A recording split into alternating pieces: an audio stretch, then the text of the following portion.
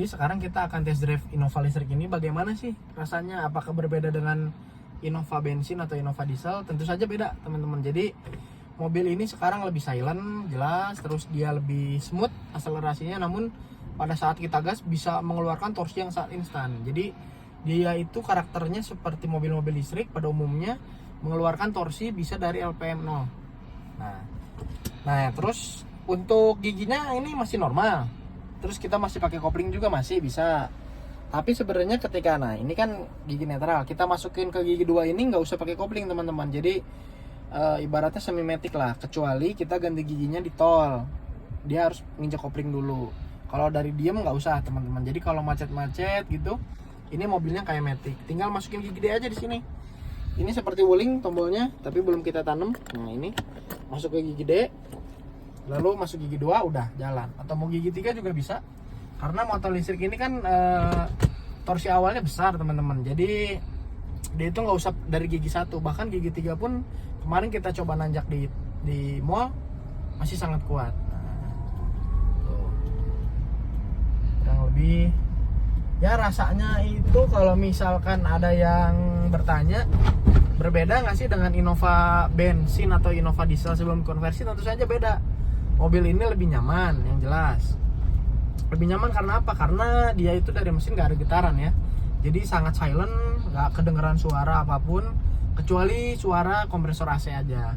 Itu ada suara kipasnya sedikit, tapi overall yang lain nggak ada suaranya, hampir silent banget. Terus rasa feedback setirnya juga beda. Berhubung ini dia diganti ke EPS, Electric Power Steering, pakai motor, dia itu lebih ringan daripada Innova bawaan, daripada Innova yang sebelum konversi. Dia kan masih hidrolik, sementara ini udah IPS. Itu beda teman-teman. Terus dari handling sih sama. Nah, apa yang spesial dari mobil konversi dibandingkan dengan Wuling REV gitu ya? Ini tentu saja dengan harga yang mirip dengan Wuling REV, kenyamanannya jauh beda teman-teman. Jadi ini itu nyamannya ya senyaman Innova asli, namun kita dapat juga merasakan enaknya mobil listrik. Nah, bedanya seperti itu. Jadi kalau ada yang ngebandingin di kolom komentar atau apa, saya suka baca mending beli Wuling REV, enggak juga. Ini kan bisa muat banyak penumpang. Lalu nyamannya itu masih nyamannya Innova.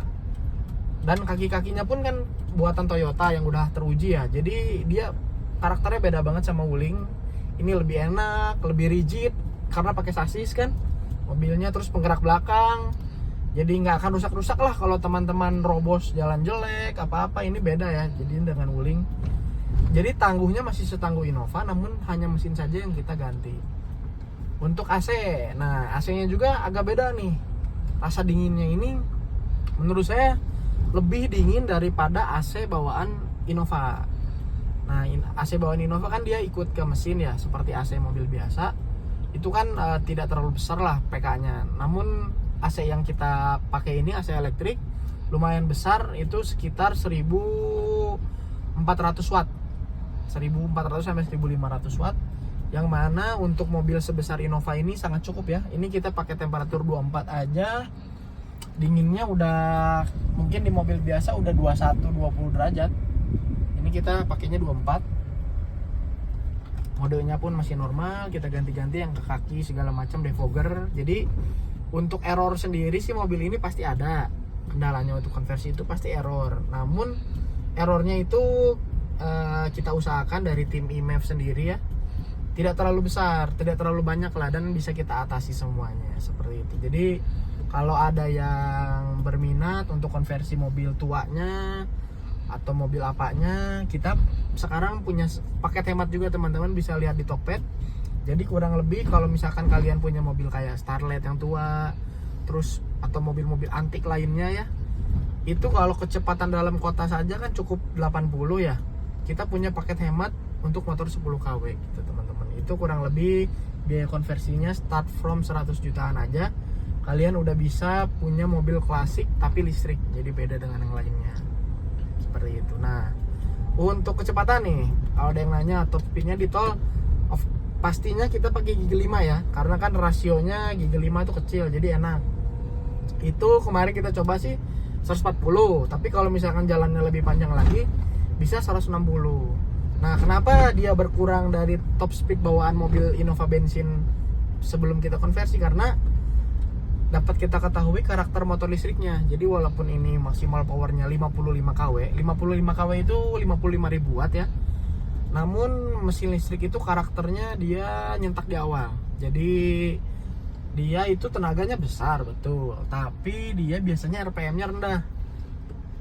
Jadi dia tuh ke limit RPM-nya yang kecil. Nah, kalau mesin bensin ini RPM-nya 6.000 redline, kalau motor listrik ini cuman 4.000-an udah redline. Jadi otomatis emang top speed berkurang, tapi emang tenaga torsi dan gede lain-lainnya ini kayak mesin diesel, jadi besar di awal. Bahkan dari gigi 3 kecepatan 0 dia bisa nanjak karena emang karakternya itu dapat mengeluarkan torsi sebesar 230 Nm dalam 0 RPM aja udah bisa keluar gitu.